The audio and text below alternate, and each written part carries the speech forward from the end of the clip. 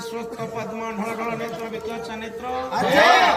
जगतनाथ जगन्नाथ पद्म पादरे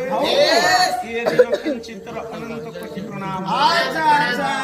चैतन्य महाप्रभु भारत वर्षर प्रत्येक पुरपल्ली रे नाम संकीर्तन बांटी देले तापरे कौन मते गर्भधारिणी माँ जानी पारिले निमा आज सन्यास रे चली शची माता कहले गौर रे मु शुणुछि तमे कुआडे सन्यास रे चली कथा कौन सत्य यदि एक कथा सत्य ताली ये वृद्धा माँ बंचीबो किमिति गोटे पद लिखिले मोर गुरुदेव गायक कल्पध्रुव भ्रमर बेहरा कहले छाड़ी न जा हुई एका करी रे